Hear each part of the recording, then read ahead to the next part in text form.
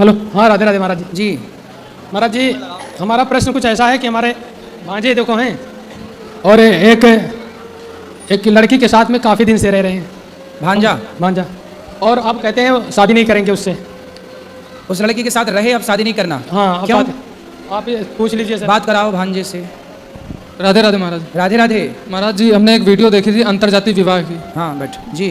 तब से डर लगने लगा महाराज। तो आप जिस लड़की से, आप उस लड़की के साथ कब से हैं? 2-3 साल हो गया।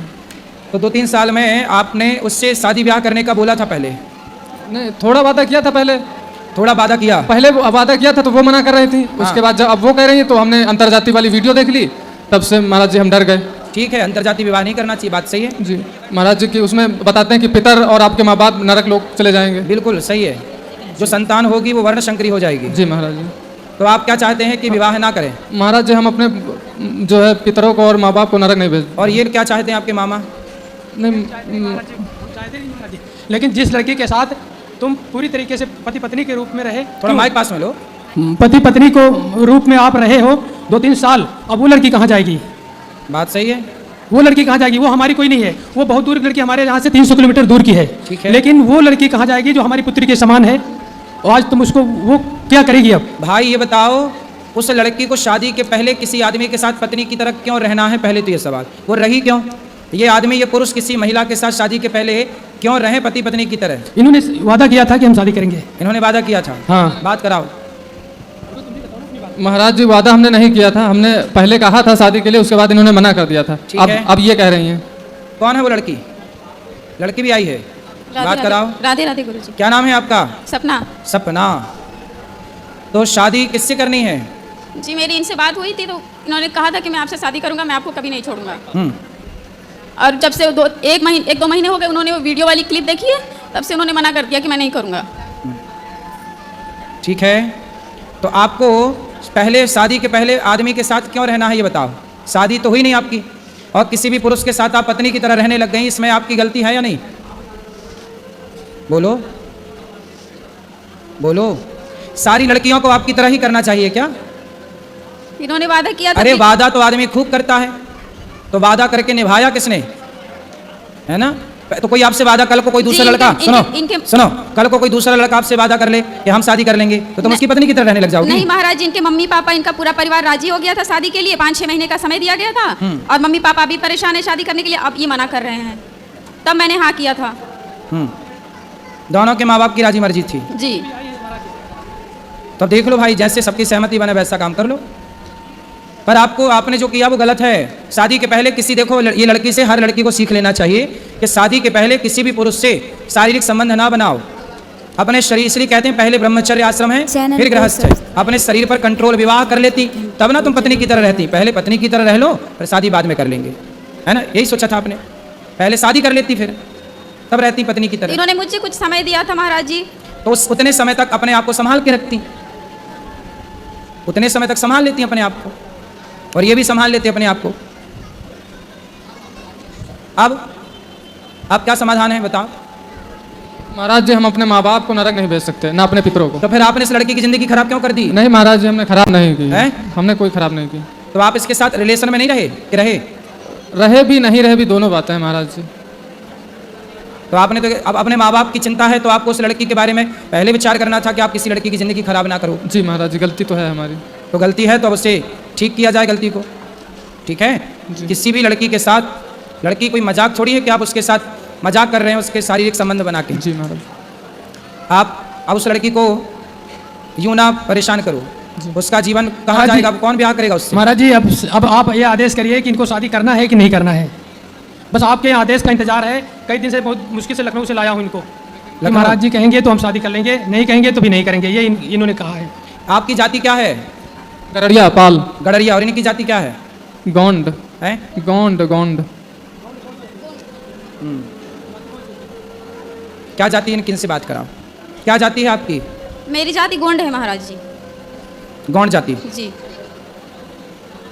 देखो आप, अब ये जनता जनार्दन निर्णय करेगी। बताओ क्या करना चाहिए इस लड़के को और इस लड़की को? हैं? आप देखो, सारी जनता और समाज का कहना है कि यदि आप इसके साथ शारीरिक संबंध ना बनाए होते, तब तो शादी आप ना करते। पर जब आपने उसको पत्नी की तरफ बना लिया तो सवाल खड़ा ये होगा कि आप विवाह नहीं करोगे तो अब उस लड़की से विवाह कौन करेगा। इसलिए आपको विवाह करना ही चाहिए, यही धर्म है।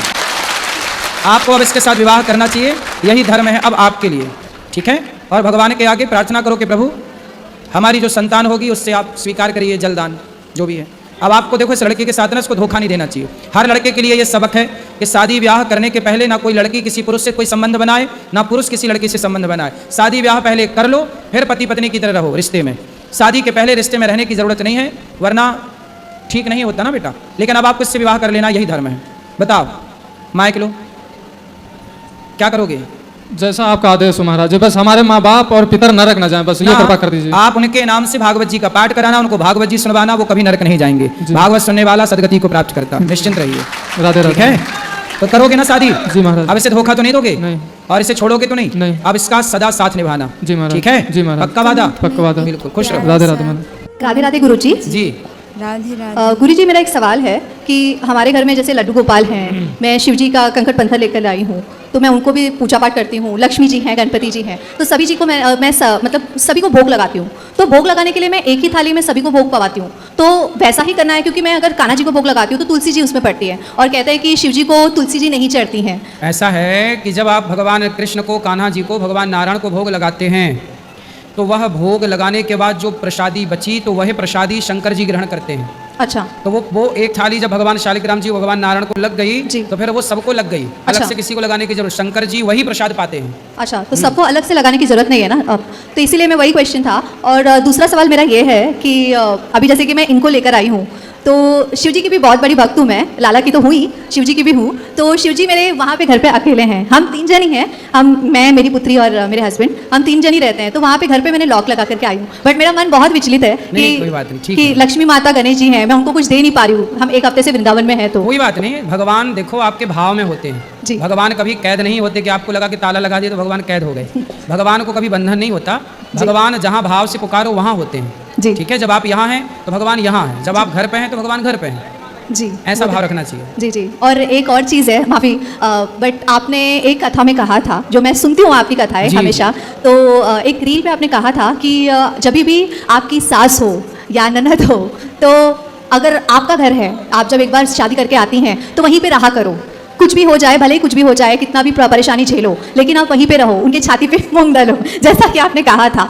तो मेरे केस में पूरा ही अलग हो गया है महाराज जी। मतलब मैं वहाँ पे रह के भी ऐसा लग रहा था कि मैं नहीं हूँ, मेरी कोई कह सकते कि कोई बातें नहीं सुनना, या उनके हिसाब से सारी चीज़ें होती है। जो मेरी ननद कह देती है वही चीज़ें वो मेरी माता जी करती है, मेरी सास करती हैं। तो उस केस में मुझे क्या करना चाहिए? मैं बहुत ही उस चीज़ को लेकर ननद की अभी तक शादी नहीं हुई? जी नहीं महाराज जी, वो भी मेरे सेम एज की ही है। फटाफट उसकी शादी कराओ। वो कर ही नहीं रही है ना महाराज जी, वही तो दिक्कत है। तो वो साधु बनाओ, फिर भेजो वृंदावन। जाओ संन्यास लो, घर में काहे खकल रही हो सबको। मैंने इस चीज़ में मैं कुछ नहीं कह पाती हूँ, क्योंकि मुझे डर लगता है कि अगर मैंने कुछ कहा तो वो मुझे ही चढ़ बैठेगी मुझ पे। नहीं, आप कहना भी मत, लेकिन उनकी जल्दी से जल्दी लड़का बढ़िया देख के शादी ब्याह कराओ, विदा करो। समय से लड़की विदा हो जाए तो बढ़िया है। आप ही उनको कुछ कह दीजिए कि कुछ ऐसा हो जाए, क्योंकि उनको तो काफ़ी फोटोज, मैं तो बात नहीं करती उनसे, लेकिन खट्टी चल रही है। काफ़ी कुछ उथल पुथल हो चुका है महाराज जी, तो सासू माँ से भी हो चुका है उसी के चक्कर में। लेकिन मेरा मन नहीं मानता महाराज जी, मैं चाहती हूँ कि मैं एक साथ सबको लेके चलूँ, बट मैं कुछ कर नहीं पाती। सही है, जब माँ अपनी बेटी के चक्कर में पड़ जाती है ना, तो फिर वो दोनों माँ बेटी दोनों गुरु शिष्य हो जाती हैं। महाराज जी मैं अकेली हो समझा नहीं जाती सकता। यदि माँ बेटी की ट्यूनिंग बन गई तो फिर उन्हें ब्रह्मा नहीं समझा सकते, है ना। जैसे आज एक बेटी अपनी माँ को यहाँ छोड़ के भाग गई हमारे पास वृद्धाश्रम में, तो बेटियाँ यदि अपने, अब जैसे उसकी शादी भी हो जाएगी ना, जी। तो पति के संग में नहीं रह पाएगी अच्छे से, जी। क्योंकि वो जहाँ माँ और बेटी की ट्यूनिंग बैठी, फिर वहाँ वो 2 परिवार बिगड़ते अभी एक्चुअली वो कमा रही है ना महाराज जी, तो उन्हें ऐसा लगता है कि मेरी बेटी कमा रही है तो वो मेरा घर देख लेगी। अच्छा, तो इसलिए माँ शादी नहीं कर रही है? नहीं शादी करेंगे तो पैसा चला जाएगा।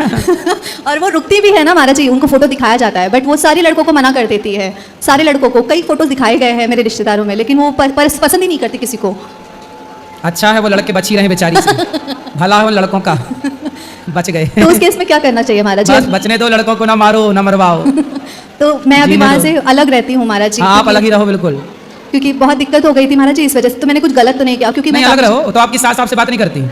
नहीं महाराज जी, यहाँ आने से पहले, वृंदावन से आने से पहले मेरी बेटी एडमिट हो गई थी। हाँ। काफ़ी उसे इन्फेक्शन हो गया था ब्लड में, तो जिस वजह से हमने उसको एडमिट किया था। तो उस समय में वो आई थी, वो जो भी जेवरात चढ़ाए थे शादी के समय, वो सारी चीज़ें उन्होंने मांग ली महाराज जी। अच्छा, मांग के चली गई? हाँ जी। तो वो आपने दे दिया? हाँ, मैंने दे दिया, क्योंकि मैं ये नहीं चाहती, मेरे पतिदेव ने कहा कि हमें किसी की बददुआ नहीं लेनी है। सही है, सही है, दे दो। तो माँ लेके माँ आई थी कि ननद आई थी? माँ ने मांगा था। तो आपके पति कितने भाई हैं? 2 भाई हैं महाराज तो जी। उनके पास एक भाई रहते हैं माँ के नहीं, हम ही रहते थे महाराज जी उनके साथ। तो दोनों भाई अलग, केवल माँ बेटी रहती हैं? जी, और उनके हस्बैंड, मेरे ससुर जी। अच्छा, देखो ये होता है, स्त्रियां अपनी बेटी के पक्ष में अपने बेटों से बिगाड़ लेती है। बहुत सारा केस है ये, एक पहला ऐसा नहीं है। आज माँ को आजकल बेटे अच्छे नहीं लगते, बेटियां अच्छी लगती हैं, और बेटे बाहर कर देती हैं माएँ, बेटियों को घर में घुसा के रखती हैं। और सुनो, और बेटी भी अकेली चाहिए, दामाद को भी बाहर करा देती, तलाक वलाक करा के चल बाहर, केवल बेटी। ये है, ये बहुत सारे केस हैं। ये माएँ, इसलिए तो कहते हैं भारत में जितने भी तलाक होते हैं 90% लड़की की माँ की गलती से होते हैं। लड़की की जो माँ है वो आजकल मंथरा का पूरा रोल निभा रही है। बट महाराज जी सब कहते हैं ना कि बहू खराब होती है, बहू खराब होती है। बहुएं खराब नहीं लेकिन एक समय ऐसा भी आता है कि बहू को भी बोलना पड़ता है महाराज जी। जब तक हम ना बोले तो ऐसा लगता है कि नहीं, ये गलत है, गलत है। वही तो, नहीं बोले तो पाकिस्तान चढ़े जा रहा था, बोले तो टुप ही टाप हो गया। बोलना पड़ता है जी, तो ये मैंने गलत तो नहीं किया ना महाराज नहीं, जी? आप सही किए। जी, राधे राधे, धन्यवाद।